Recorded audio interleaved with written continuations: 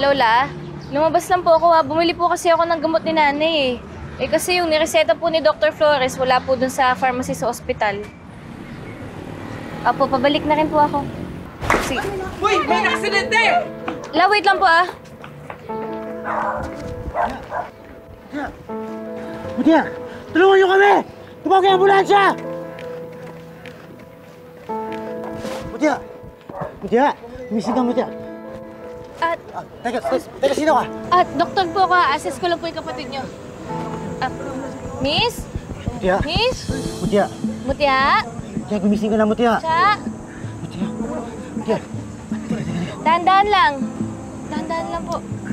Mutiya, dahan-dahan. Dahan-dahan lang. Kamusta ka? Anong nararamdaman mo? Masakit sa'yo, ha? Alam mo, braso ko po. Tulungan niyo kami! Tumawag ang ambulansya! Antayin lang natin yung ambulansya. Hoy! Saan ka pupunta? Taas ka, no? Siraulo ka, pinahamak mo ako ng kapatid ko! Hindi mo tatakas! Kuya, huwag mo na siya pansinin! Hoy, dito ka lang! Kuya! Dito ka lang! Kuya, ano ba? Hoy! Hoy! Kuya! Kuya, huwag mo ko iwan dito! Ate, pwede ba natin siya puntahan? Ate! Wait lang, wait. Huwag ka tatayo. Huwag ka muna tatayo. Baka mamaya may fracture ka eh. Ate, okay lang ako. Punta natin, kuya ko. Hindi pwede. Kailangan antayin natin yung ambulansya para madala ka sa ospital. Hindi pwede. Wait lang. Huwag ka muna tatayo, please. Ate, puntahan natin, kuya ko. Delikado siya doon. Ate, teka lang. Andiyan na yung ambulansya. Ate, sorry. Delikado yung kuya ko doon eh. Ayun na, ayun na. Ate, puntahan na. Puntahan na yung kuya ko. Ate, please. Ano yung kuya ko, please, ate? Kuya, dalhin niyo po muna siya sa ambulansya, tapos dadalhin po natin siya sa Apex. Pero may pupuntahan lang po ko. Atayin niyo ako, ah. Sige po, Dok. Kuya, puntahan. Pupuntahan ko yung kuya mo. Kayo na po bahala sa kanya. Okay lang ako, kuya. Bumalik ka dito! Matakas ka pa! Lingtik ka, ha? Hindi ka mapapatawad sa ginawa mo! Ha? Sige! Umakbo ka pa! Boss, huwag mong tutuloy yan. Sira ulo ka, ha? Lalaban ka pa talaga? Kuya, wag mo po gagawin yan! Miss, pwede huwag kang mangialam dito. Umalis ka na! Boss, pasensya ka na. Hindi ko naman sinasadyang masagi kayo eh. Pasensya na? Paano ko napuruan yung kapatid ko? Ay, babalik mo ba yung buhay niya? Kuya! Kuya, di ba may malay na rin naman po yung kapatid mo? At yung ambulansya dumating na din, dadalhin na siya sa ospital. Alam mo ba, sabi niya puntahan kita kasi nag-aalala siya sa'yo eh. Umiiyak nga yung kapatid mo eh. Eh, sira ulo to eh. Gusto mo ba sabungin ko yung mukha mo, ha? Kuya, paano pag nakulong ka? Ano gagawin ng kapatid mo?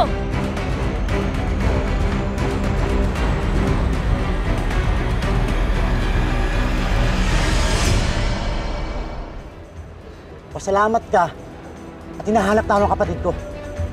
Pasalamat ka kay ate. Umalis ka na bago pa magbago yung isip ko. Sige na!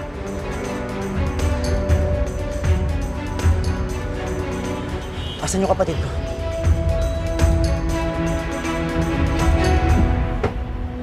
Nasugatan lang po yung braso niya pero other than that, wala naman po siyang ibang sugat. Naka-neck brace lang din siya kasi protocol po namin yun. Pero pagdating po sa ospital, ipapa-x-ray ko pa rin po siya tsaka CT scan para ma-sure na wala siyang internal bleeding. Salamat po, Dok. Salamat din po. Pinuntahan niyo kuya ko. Wala po yun. Kayo po ba, sir? Magpapa-x-ray po ba kayo pagdating sa ospital? Hindi, Dok. Okay lang ako. Ang importante yung kapatid ko. Dok, pwede pakigawa sa kanya lahat ng pwede niyong gawin para lang makasigurado tayo na ligtas yung kapatid ko. Oo naman po. Mga kuya, pag okay na po kayo, diretso na po tayo sa Apex Hospital. Sige po. Hello? Sorry na na-accidental yung kapatid ko, pero papunta na rin po ako. Sige po.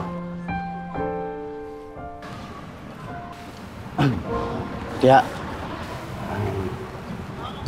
hindi mo na makakasama ako sa ospital, ha? Bakit? Meron lang akong importanteng gagawin ng trabaho. Pero huwag kang mag-alala. Alagaan ka naman dito sa ospital eh. Di ba, Doc? Oo naman po. Babalik ako. Okay? Mag-iingat ka, kuya. Basta magpagaling ka, ha? Dok,